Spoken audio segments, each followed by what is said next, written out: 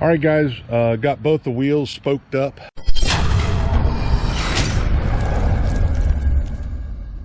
From the center of that wheel to the center of that wheel, that spacing is 10 feet. I'm thinking that the overall height is probably going to be right in this area. So that's about 8 foot. So let's go over here and take a closer look. As you can see, the spokes don't line up, and they will once I get the hub in there. So in other words, that one should be dead straight with this one. See if I can show that. That should be straight with this one. That one should be straight with this one, where you can obviously see it's not. So yeah, they should be straight across. So what I'm in the process of doing right now is trying to find a type of material that will lock onto here and come over here and lock on here and here, so that way I can make sure that that spoke is straight across.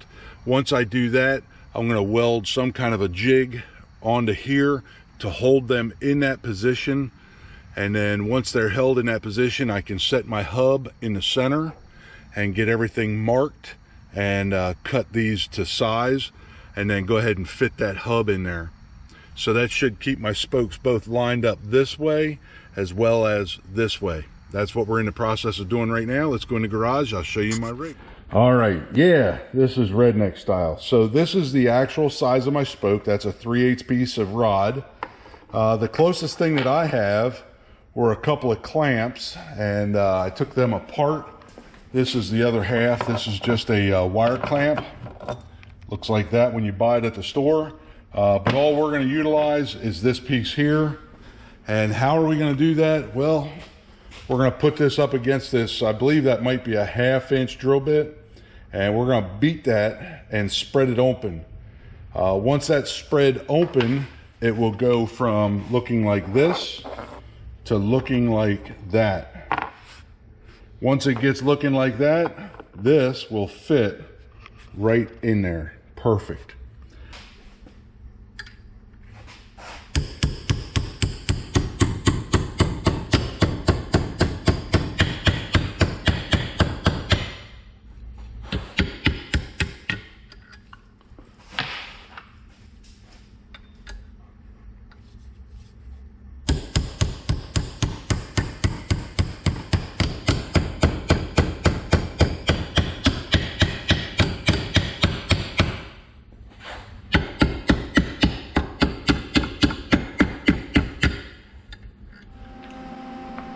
Basically, I want to put one end in this cradle, and the struggles are already starting here. I guess I'm just going to have to do this one bare hand. All right. I've already ground a little area there, and I want to try to get that as straight as I can. So here we go. Let's see what we can come up with here.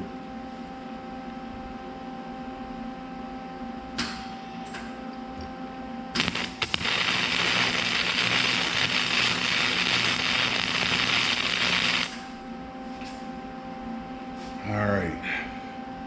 It doesn't matter if it's straight with the angle, because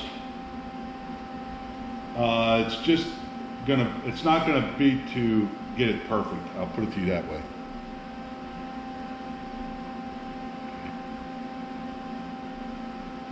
And basically, as long as this one and this one and this one and this one are together, that's all I'm concerned with. Here we go.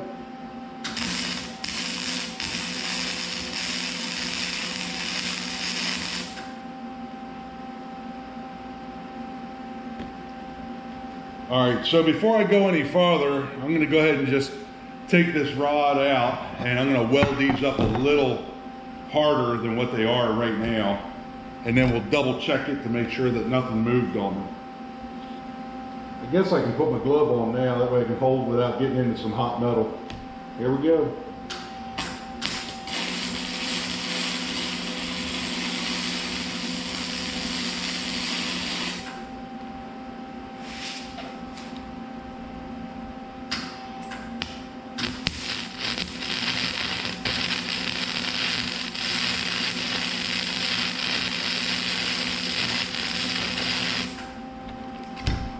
And I always thought that as long as you weld the same on both ends, if it twists or moves, it should move the same on both ends.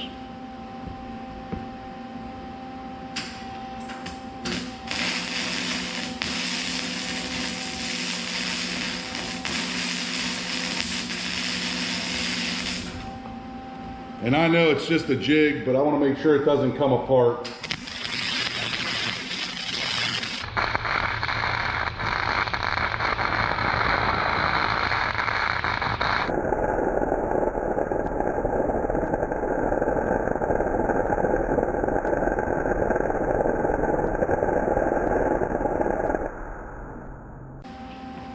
All right, so now comes probably the more important part of this. I guess I'll just do one at a time here. And the only thing I didn't do was I did not grind. And I don't really have a set measurement. Let's go ahead, we'll just kind of put a quick measurement here on both ends.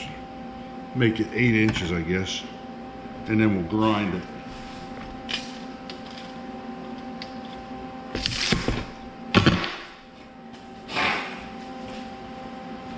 And as I said, I just want to do it this way so you guys can see the struggles are real.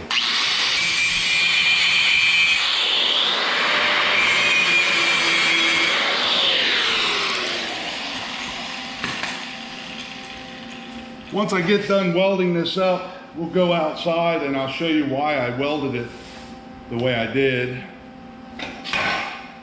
All right.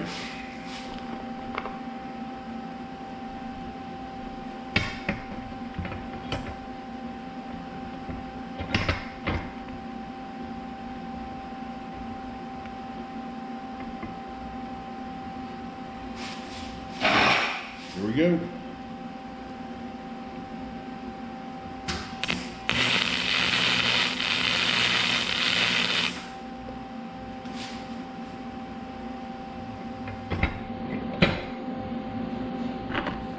Now we'll tack the other one on.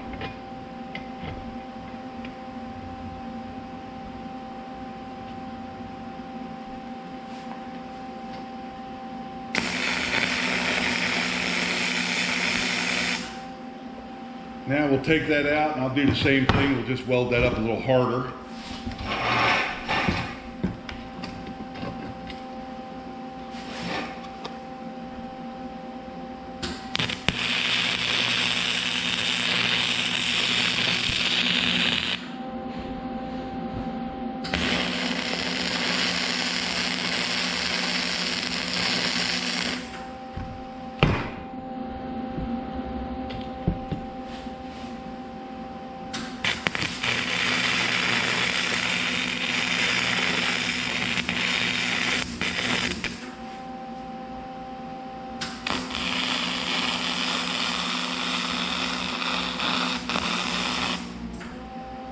All right, guys, that should be good enough. Shut the camera off.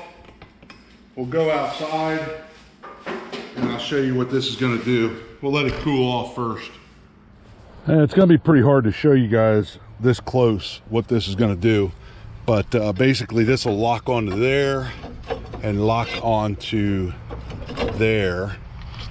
And that'll make for a straight spoke once we get it laid down and everything.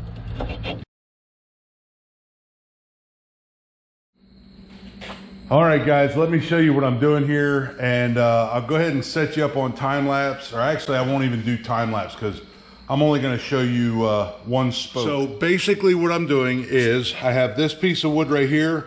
I lift this up, slide that under, go across there, lift that up, slide that under. That gives me a little bit of room to move my jig. I pull that one piece of wood out of there. That lets my jig fall down. I move it to the next set of spokes. Then I put that piece of wood back in. That's enough to hold that in place, but not tight. Then I take that board out. I take this board out, which lets that sit down and presses those down into those U-bolts and brings it up tight to that rim. That rim is fairly straight. That was a rim that we were going to use for a rail runner. If you haven't seen that video, check back through my videos or search Redneck MFG rail runner. It was a thing that we made to run on the railroad tracks.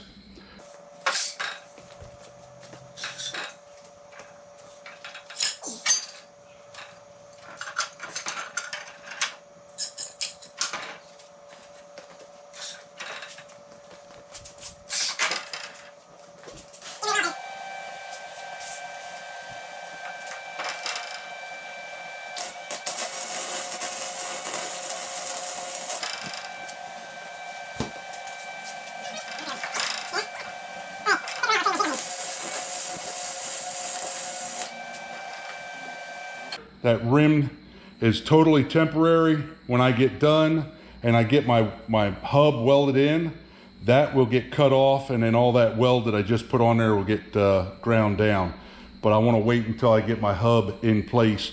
That's going to do two things. It's going to keep all of my spokes the way they're supposed to be, so I can just drop my hub right down in there and weld them wherever they fall. I will have to grind them. I'm not sure how I'm going to do that yet, because my wheel is too big to cut each spoke individually while they're all welded next to each other. And I'll show you what kind of clearance we're looking at here.